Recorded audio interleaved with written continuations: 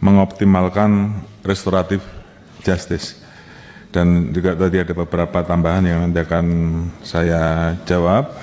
Tentang restoratif justice, dan ini kita tidak akan berhenti sedikit pun, karena hanya tinggal 390 hari dari sekarang, KUHP baru akan berlaku Januari 2026. Itulah karya besar kita.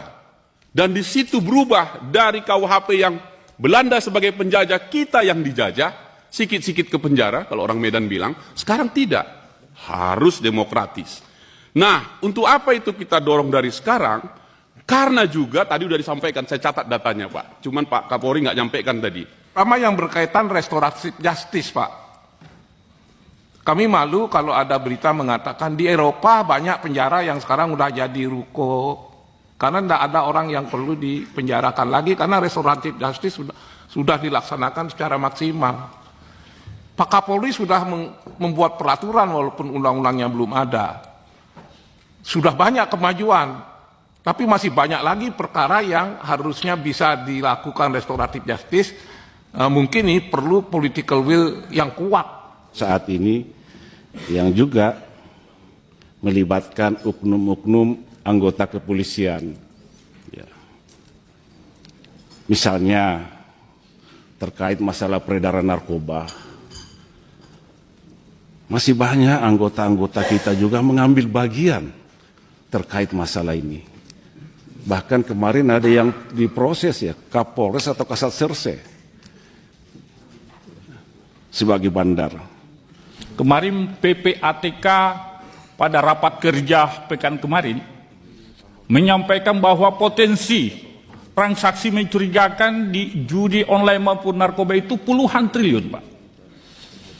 Pertanyaan saya Pak Kapolri, apakah data-data yang misalkan PPATK melaporkan menyampaikan, meskipun data PPATK hanya fungsi intelijen, bisakah kemudian data-data rekening-rekening tersebut, khususnya judi online ini, bisa diblokir langsung atau harus masuk proses hukum dulu atau bagaimana? Pertama terkait dengan masalah pemberantasan judi online, Bapak. Jadi mohon izin sesuai dengan apa yang menjadi arahan Bapak Presiden, tentunya saat ini kami berusaha agar masalah judi online ini betul-betul bisa kita berantas. Kami berkoordinasi setiap hari dengan PPATK untuk meminta data, karena memang ada data intelijen yang harus kemudian kita tuangkan menjadi data yang bisa digunakan untuk penyidikan. Oleh karena itu tentunya kami perlu bertemu berkali-kali untuk bisa menyambungkan data itu atau memperjelas data intelijen itu menjadi alat bukti yang bisa kita gunakan untuk penyidikan. Ngeri sekali nih. Dan saya bangga sama Ivan. Van, berjalan terus Van. Ini amar ma'ruf nahi mungkar. Lebih hebat dari ustadz-ustadz yang di masjid atau apa yang di gereja dan sebagainya. 3,3 juta. Dari Kampung Ambon, ini pindah ke Bahari, Pak. Pindah ke Bahari, ke Tanjung Priuk. Bahkan ini, mohon maaf, Bahari ini seperti sekarang ini sudah seperti di Texas.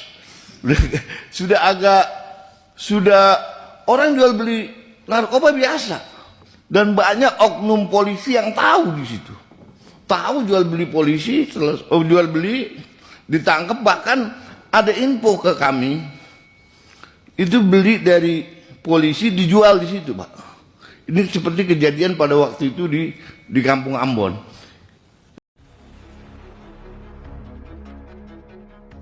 Melancong ke luar negeri, cari kerjaan ke luar negeri, padahal di Indonesia itu banyak sebetulnya. Itu pemerintah kita sebetulnya yang kurang jeli, nggak tahu disengaja, nggak tahu gimana gitu. Sebetulnya harus pikir ya, pemerintah berpikir lah. Ayo terus. Gitu, sebetulnya harus malu pemerintah Indonesia itu. Jangan kalah sama orang Singapura, Malaysia. Kita harus malu. Mana tanggung jawab sebagai rakyat, sebagai pemerintah Indonesia? Negara begitu besar, begitu kaya sumber daya alamnya itu.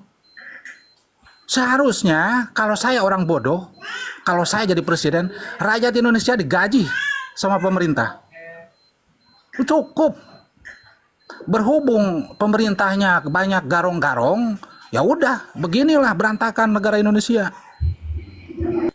Karena apa? Garongnya itu dipelihara. Itu. Ya, ya. Nggak tahu sampai kapan nih di Indonesia garong-garongnya itu. Sampai triliun, ratus triliun. Ya. Banyak Ya, koruptor mana? ya, banyak koruptor ya. Iya, bangsatnya itu. Wakil rakyat namanya mewakili rakyat, tapi mewakilinya itu nggak bener. Itu sebetulnya. Susah ada orang jujur yang satu sama. Soalnya yang nggak benernya banyak. Itu. Betul. Konsepnya paling salah banget itu. Ya. Tidak mencontoh sama negara-negara lain yang benar-benar pengen mensejahterakan negaranya, memajukan negaranya sendiri. Ini malah tambah hancur, apalagi rejim Jokowi. Udah semua hancur. Disuruh bertengkar terus di medsos, semua rakyatnya disuruh bertengkar, mengalihkan isu-isu inilah itulah. Ini gimana? Bertengkar dengan buzzer, Bang. Iya, budget bayaran. Padahal uang yang dibayarkan sama budget itu seharusnya dikasih sama rakyat yang membutuhkan. Masih banyak yang rumahnya reot, yang masih banyak yang terlantar, jompo-jompo itu. Mana hati pikiran nuraninya? Para pejabat anggota DPR itu yang duduk manis. Itu semua otak apa itu orangnya? Duit. Gantian aja Bang, kasihan yang lain. Gitu Bang Ferdinand. Oke, baik Bung Anwar, terima kasih. Sekian dari saya sementara. Bagian giliran sama yang lain. Ya, Bisa. Terima kasih ya. Bung Anwar, terima kasih. Sekarang kita ke Bu MFG, silakan. MFG. Iya Bang, terima kasih Bang. Prinsipnya makan gratis itu nggak penting, ya kan? Yang penting itu minyak diturunkan Bang. Bagaimana caranya minyak diturunkan? Minyak apa ini? Minyak apa? Ya seluruhnya, minyak solar, minyak bensin, kayak minyak apa? Minyak goreng? Minyak goreng itu Minyak rambut? diturunkan. Kalau makan gratis itu nggak merata, Bang. Itu bukan untuk mensejahterakan. Kalau mensejahterakan, kalau sudah minyak gratis, minyak diturunkan, semuanya akan normal ekonomi ini. Dampaknya akan langsung terasa banget ya? Iya, terasa banget. Sudah itu kesehatan juga gratis kan. Itu ngapain makan gratis? Makan gratis kan cuma berapa orang sih? Itu kan cuma untuk anak-anak. Dan yang Ya, sekarang berjalan itu baru 2%, baru sekitar 1 sekarang juta. oke lah. Kalau memang udah mampu makan gratis nggak masalah. Tapi kita kan belum mampu. Turunkan dulu minyak. Ya kan? Kalau minyak sudah turun, dampaknya akan banyak. Sekarang aja bapaknya susah. Nyari makan aja di Danau Toba itu minggir-minggirin batu dulu. Anaknya makan gratis, tapi bapaknya nggak makan. Kan percuma. Ya kan? Kalau mau mensejahterakan rakyat ya minyaknya diturunkan. Sepakat. Dampaknya akan sangat besar. Ya, minyak diturunkan, sudah itu kesehatan gratis. Jangan BPJS tambah mahal. BPJS itu mahal lah. Mahal. Betul. Nah, terus kemarin listrik turun. Nah, sekarang listrik naik. Masa listrik naik 50% bayar? Coba. Ya kan? 3 bulan diturunkan. Tapi sekarang begitu bayar kaget juga. Biasanya bayar sekian kok 2 kali lipat malah listrik bayar. Dan Ya kan? ini bulan depan mau ada diskon lagi selama bulan 6 bulan depan katanya mau dikasih diskon lagi 50%. Perlu diskon lah, yang jelas minyak itu diturunkan. Ya itu sangat berdampak besar ya. Itu dampaknya besar sekali. Jadi kalau saya tidak pernah menyalahkan Jokowi, tidak pernah menyalahkan Prabowo, intinya minyak diturunkan. Kalau minyak diturunkan, jelas ekonomi kita mudah-mudahan, karena orang menjerit karena minyak, ya kan, sembako naik ini kan karena transportasi bawanya mahal. Biaya-biaya itu dari Pulau Sumatera ke Pulau Jawa bawa sembako mahal. Tapi kalau minyaknya turun, insya Allah kan turun juga, ya kan? gitu. Jadi jangan, kalau makan gratis itu sih kalau memang kita udah mampu ya silakan, tapi intinya minyak dulu yang diturunkan. Sudah tuh kesehatan ini, nah itu yang penting. Kalau ngasih anak-anak berapa banyak sih mak bapak juga kelaparan? Coba, mak bapaknya kelaparan, ya makan gratis tuh anak-anak, dan dampaknya gimana? Coba makan gratis itu. Bagus sih, ide Prabowo makan gratis itu bagus, tapi minyaknya juga diturunkan supaya dampaknya kemana-mana. Oke. Gitu aja lah, terima kasih. Prinsipnya minyak diturunkan ya. Baik, baik, Selamat baik. malam. Oke, terima kasih. Sekarang kita lanjut ke korban zaman. Waduh, namanya ngeri ini, korban zaman. Silakan korban Iya. zaman. Ini korban apa ini dalam zaman ini? Korban. Assalamualaikum warahmatullahi wabarakatuh. Waalaikumsalam. Silakan. Modus namanya menurut saya mengenai makan gratis ini, saya kan seorang petani gitu di kampung saya. Sekarang ini kan bukan kayak zaman dulu. Dulu itu sekolah memang kita makan kayak di sekolah dulu dimakan pagi gitu. Sekarang makan gratis ini kayaknya rakyat itu tidak antusias lagi. Ya. Di desa dari pelosok Sulawesi Tenggara. Oh, genjot itu sih. Artinya apa manfaatnya?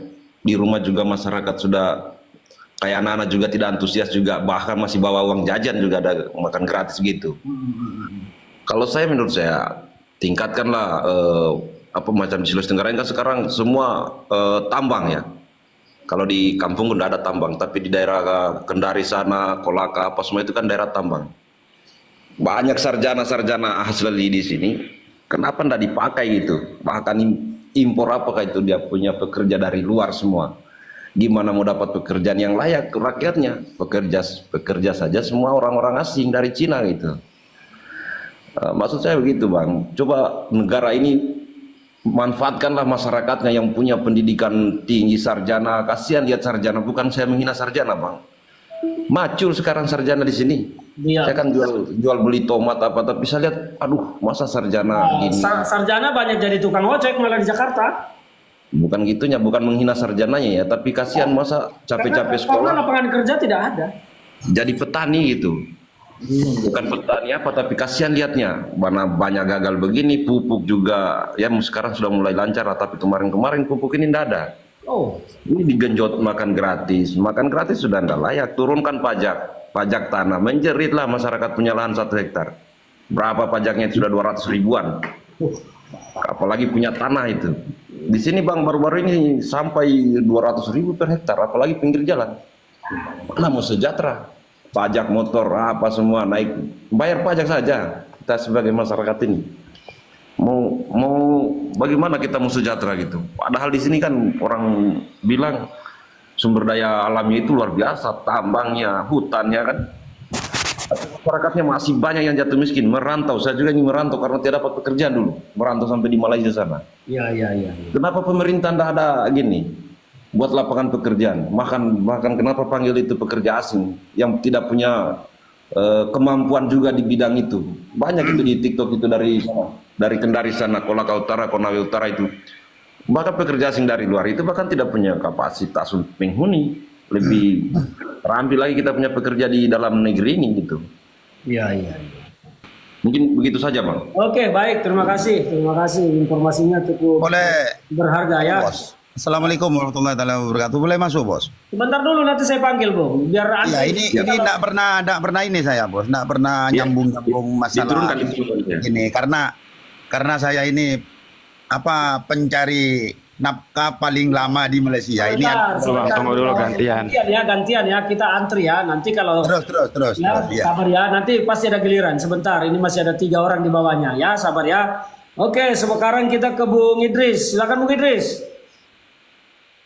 Oke, selamat malam Bang Ferdinand. Selamat malam. Iya, tambah gagah aja kayaknya ini. Silakan langsung to the point. Apa ini? Langsung ya. Jadi kalau terkait dengan makan bergizi gratis, kalau saya sepenuhnya nggak setuju. Karena apa? Karena ya benar siapa yang tadi. Jadi kayaknya nggak ada pemetaannya gitu Bang. Betul nggak ada. Ya kan, kayak sudah itu pokok-pokok pikirannya kok bisa lahir program makan bergizi gratis ini apa? Ya kan. Nah jadi ya seperti sekarang, benar kata Bang itu tadi, kalau kita ini udah nggak perlu lagi yang gitu. Sudah itu cuma berapa, yang apa yang baru bicara tadi, orang di kampung-kampung itu juga nggak antusias lagi mau menerima apa, malah kayaknya jadi kamaruk gitu di sekolah-sekolah gitu. Ya kan, karena setiap mau mendistribusikan makan bergizi gratis itu kan banyak yang terlibat di situ kan, dari Koramil, dari kepolisian, dari SPPG apa yang bagian gizi itu kan, jadi kayaknya terganggu juga belajar mengajar di sekolah gitu ya kan. Ya. Jadi sebenarnya ya mungkin bisa lah tapi artinya memang harus diitukan harus dipetakan benar kata Bang Ferdinand tadi itu. Jadi kalau dia nggak itu ya jadi sesat kita ya kan. Ya. Benar. Jadi itu aja. Jadi saya langsung nyimak aja lah sekarang. Benar itu. Jadi artinya itu memang benar-benar sesat. Kalau dia sesat itu kan artinya kan nggak tepat sasaran ya kan? Iya betul. Iya oke. Tidak tepat sasaran. Ya, lanjut. Iya betul itu. Ya, kita ini kan rasional aja ya kan. Oke Bang, terima kasih Bang. Terima kasih Bung Idris. Terima kasih Bang ya. Ya. Oke, sekarang kita ke Pak Budiman. Silakan Pak Budiman. Assalamualaikum warahmatullahi wabarakatuh. Waalaikumsalam. Ya Silakan. gini Bang Senaga, aku selalu mengikuti abang nih. Masalah makan gratis aku bilang ngabis-ngabisin duit negara, duit rakyat. Apa dibutuhkan rakyat itu bukan makan gratis. Contoh kita punya anak 2, belum tentu anak kita itu sama kesukaan makanannya. Betul. Ya enggak Bang? Jadi lebih baik kalau pemerintah ini mau sejahtera rakyatnya, utamakan dulu pekerjaan buat rakyat Indonesia, masih banyak pengangguran. Dan yang kedua, bikin sekolah gratis aja, butuh anak-anak ini butuh baju. Jangan terlalu banyak pengeluaran uang. Dan yang ketiga, bilang abang kita tadi, BBM coba diturunkan semua. Harga listrik diturunkan semua.